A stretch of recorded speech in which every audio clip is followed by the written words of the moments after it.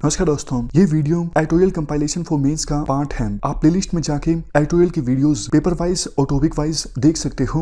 और अगर आप दिसंबर 2019 के बाद की वीडियोस को देखना चाहते हो तो वीडियो के नीचे मौजूद ज्वाइन बटन की सहायता से आप मेंबरशिप को ज्वाइन कर सकते हो। चलिए डिस्कशन स्टार्ट करते हैं। आप जीएस पेपर 2 के इस टॉपिक से आर्टिकल को रिलेट कर सकते हो। देखो, हमारे देश में जो हायर एजुकेशन इंस्टीट्यूशंस हैं वो अंडर फंडेड है और उनमें बहुत सारी कमियां हैं। सरकार रिसर्च पे काफ़ी कम फोकस करती है, इनफ पैसा नहीं देती। इस वजह से हमारे देश के हायर एजुकेशन इंस्टीट्यूशंस में रिसर्च नहीं हो पाती, इनोवेशन नहीं आ पाती, ह्यूमन कैपिटल वेस्ट हो जाता है, लेबर प्रोडक्टिविटी प्रभावित होती है, अल्टीमेटली जीडीपी जो ग्रोथ है वो भी कम रह जाती है। और सबसे लास्ट में हमारा देखो डेमोग्राफिक डिविडेंड जो अभी हमारे पक्ष में है, यानी वर्किंग पॉपुलेशन हमारे देश में ज़्यादा है, उनका भी फुली हम यूटिलाइजेशन नहीं कर पाते। किस लिए? क्योंकि सरकार रिसर्च पर इनफ फोकस नहीं करती है।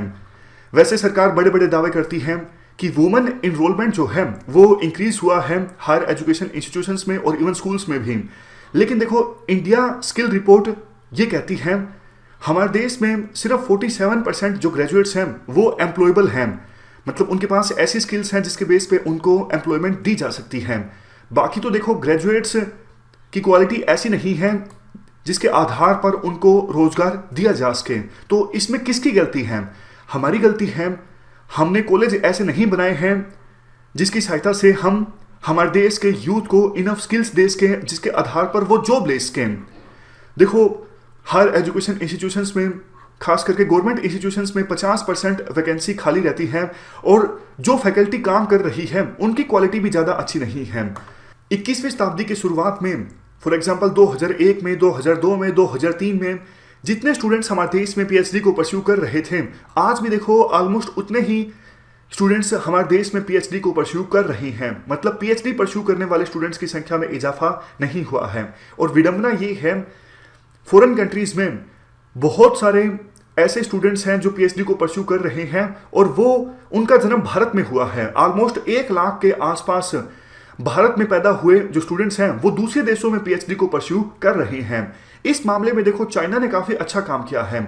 चाइना ने पूरी कोशिश की है कि चाइनीज ओरिजिन के जो पीएचडी होल्डर फिलहाल दूसरे देशों में हैं उन्हें वापस चाइना में अट्रैक्ट किया जाए।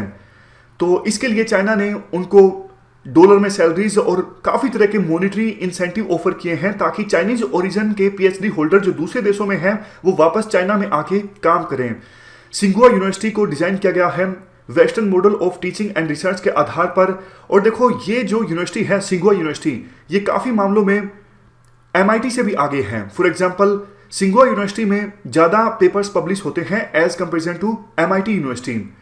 जबकि बहुत सारे इंडियन ओरिजिन के पीएचडी होल्डर्स दूसरे देशों में काम कर रहे हैं, वो इंडिया में इसलिए काम नहीं करना चाहते क्योंकि इंडिया में काफी कम सैलरीज मिलती है और दूसरे जो इंसेंटिव्स हैं वो भी काफी कम मिलते हैं। रिसर्च के लिए पैसा नहीं मिलता है। हमारे देश में सिर्फ देखो 0.62% ऑफ जीडीपी जो है वो आरएनडी में खर्च किया जाता है। ये इमर्जिंग इकोनॉमीज में बिल्कुल लोएस्ट है। और जैसा हमने डिस्कस किया कि इससे इनोवेशन प्रभावित होती है, लेबर प्रोडक्टिविटी प्रभावित होती है और अल्टीमेटली जीडीपी प्रभावित होती है। एक रैंकिंग है स्कीमैगो इंस्टीट्यूशंस रैंकिंग, यानी सर रैंकिंग। इसमें देखो 155वें नंबर पे है सीएसआईआर, यानी council of scientific and industrial research. ये इंडिया का पहला इंस्टीट्यूशन है जो 155वें रैंक पर है। और जबकि टॉप 50 में चाइना के 6 इंस्टीट्यूट्स हैं। तो आप पता लगा सकते हो कि इंडिया की जो रैंकिंग है हायर एजुकेशनल इंस्टीट्यूशंस की वो कैसी है। लास्ट में आर्टिकल में कहा जाता है, वैसे देखो सरकार ने काफ़ी कुछ प्लान किया है इनोवेशन को प्रमोट करने के लिए। जैसे हाल ही में ड्राफ्ट नेशनल एजुकेशन पॉलिसी आई जिसमें काफ़ी सारे एम्बिशियस रिफॉर्म्स प्रपोज किए गए हैं। जैसे 6% जीडीपी का एजुकेशन के लिए स्पेंड किया जाएगा। इसके अलावा देखो, इस ड्राफ्ट नेशनल एजुकेशन पॉलिसी में यह भी प्रपोज किया गया टीचिंग और रिसर्च में जो डिवाइड है इस गैप को भी कम करने का काम किया जाएगा।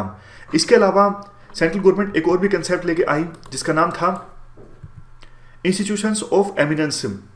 इस कंसेप्ट की सहायता से कुछ रिसर्च यूनिवर्सिटीज को ज़्यादा फंडिंग देने की बात कही गई थी।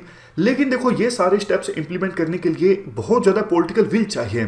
6% जीडीपी का एजुकेशन के लिए डेडिकेट होना चाहिए, लेकिन पास्ट एक्सपीरियंस को देखें तो सरकार आसानी से राजी नहीं होती इस प्रोविजन को इंप्लीमेंट करने के लिए। देखो, नेशनल एजुकेशन पॉलिसीज तो पहले भी काफ़ी आई हैं, लेकिन दिक्कत है उनका इंप्लीमेंटेशन ठीक से नहीं हुआ है। तो अभी ये इंश्योर करने की आवश्यकता है ये जो नई नेशनल एजुकेशन पॉलिसी आएगी इसका इंप्लीमेंटेशन ठीक से हो। और अच्छा ये रहेगा कि एक कानून की शक्ल दे दी जाए इस नेशनल एजुकेशन पॉलिसी को, मतलब पार्लियामेंट से एक कानून पास कर दिया जाता है इस पॉलिसी को इंप्लीमेंट करने के लिए, तो ज़्यादा सही रहेगा। हमारी यूनिवर्सिटीज़ को रिसर्च के लिए फंडिंग मिल सकेगी अगर ये बात कानून में लिखी होगी। इससे हमारे देश में इनोवेशन का, डिस्कवरी का एक कल्चर पैदा होगा और इंडिया के जो हायर एजुकेशन इंस्टीट्यूशंस हैं उनकी जवाबदेही यानी अकाउंटेबिलिटी भी फिक्स होगी। तो ये हमने पूरा आर्टिकल डिस्कस किया हायर एजुकेशन इंस्टीट्यूशंस के बारे में। इस डिस्कशन में फिलहाल इतना ही है। Thank you very much for discussion.